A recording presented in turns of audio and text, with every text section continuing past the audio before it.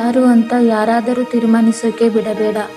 ಹೆಸರು ಮಾಡೋದು ಬೇರೆಯವನು ಅಲ್ವಾ, ಹೆಸರು ಉಳಿಸೋದು ನಿನಗೆ ಸಾಧ್ಯ. ಬೇರೆಯವರು ನಿನ್ನ ಮೇಲೆ ನಂಬಿಕೆ ಇಟ್ಟರೆ ಅದೊಂದು ಪ್ರಾರಂಭ. ಆದರೆ ನೀನು ನಿನ್ನ ಮೇಲೆಯೇ ನಂಬಿಕೆ ಇಟ್ಟಿದ್ರೆ ಅದೇ ನಿನ್ನ ವಿಜಯದ ಮೂಲ. ಪ್ರತಿದಿನವೂ ಹೊಸ ಅವಕಾಶ, ಹೊಸ ಹಾದಿ, ಸಾಧನೆಗೆ ದಾರಿ ಏನಾದರೂ ಇರಬಹುದು. ಆದರೆ ನಿನ್ನ ಶ್ರಮವೇ ನಿನ್ನ ನಕ್ಷೆ.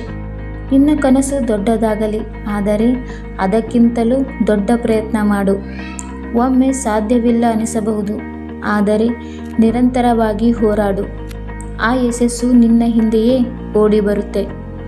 ಇಂದು ನೀನು ಆರಂಭಿಸಿದರೆ ನಾಳೆ ನೀನೇ ಮುನ್ನಡೆಯುವ. ಯಶಸ್ಸು ಬರುವುದಿಲ್ಲ ಅಂತ ಹೇಳೋದು ಸುಲಭವಲ್ಲ, ಆದರೆ ನಾನಾಗಬೇಕು ಅಂತ ನಿರ್ಧರಿಸೋದು ಗಟ್ಟಿತನ. ಹೇಗೆಂದರೆ ಎಲ್ಲರಿಗೂ ಅವಕಾಶ ಸಿಗತ್ತೆ, ಆದರೆ ಇಲ್ಲಿ ತೋರಿಸೋ ಶಕ್ತಿ, ಶ್ರದ್ಧೆ, ಶ್ರಮ ನಿನ್ನದಾಗಬೇಕು. ಒಮ್ಮೆ ಸೋತು ಹೋಗ್ತೀಯ, ಅದರರ್ಥ ನೀನು ಮುಗ್ಧನಲ್ಲ, ನೀನು ಕಲಿತವ. ಸಾಧನೆಗೆ ಸಮಯ ಬೇಕು, ಆದರೆ ನಿರ್ಧಾರ ಬೇಕೆಂದರೆ ಇಂದೇ ಬೇಕು. ಇಂದು ಪ್ರಾರಂಭಿಸು. ನಿನ್ನ ಮುಂದೆ ನಾಳೆ ಕೈ ಜೋಡಿಸಲಿದೆ.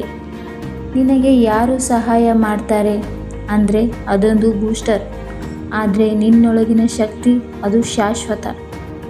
ಯಾವತ್ತೂ ಸಾಥಿ ಇಲ್ಲದಿದ್ದರೂ ನಿನ್ನ ಆತ್ಮವಿಶ್ವಾಸ ನಿನ್ನ ಜೊತೆ ಇರುತ್ತದೆ.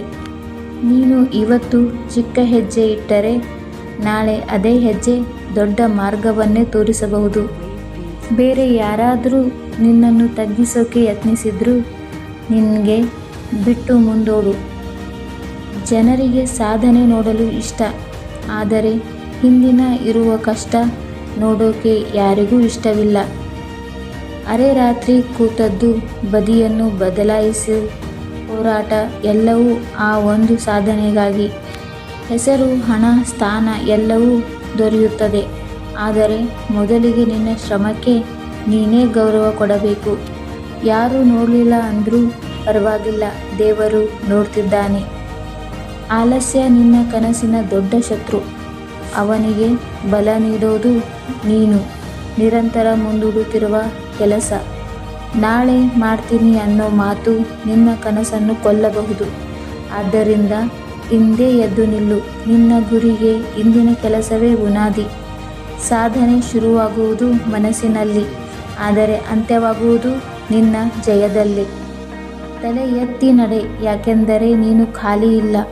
ನಿನ್ನೊಳಗೆ ಕನಸು ಇದೆ, ಶಕ್ತಿ ಇದೆ, ಶ್ರದ್ಧೆ ಇದೆ. ನಿನಗೆ ಇವತ್ತಿಲ್ಲ ಅಂತ ಅನಿಸಬಹುದು, ಆದರೆ ನಿನ್ನ ಪ್ರಯತ್ನ ನಾಳೆ ಎಲ್ಲವನ್ನೂ ತರಬಹುದು. ಬೇರೆ ಯಾರಾದರೂ ನಿನ್ನನ್ನು ಹೇಗೆ ನೋಡ್ತಾರೆ ಅನ್ನೋದು ಮುಖ್ಯವಲ್ಲ, ನೀನು ನಿನ್ನನ್ನು ಹೇಗೆ ನೋಡ್ತೀಯಾ ಅನ್ನೋದು ಪ್ರಾಮುಖ್ಯ.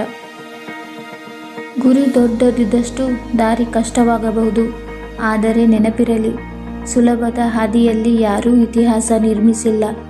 ಮಳೆಯಲ್ಲಿ ನಡೆಯುವವನು ನೆನೆಸಿಕೊಳ್ಳಬಹುದು, ಆದರೆ ಮಳೆಯಲ್ಲೇ ಓಡುವವನು ಗುರಿ ತಲುಪುತ್ತಾನೆ.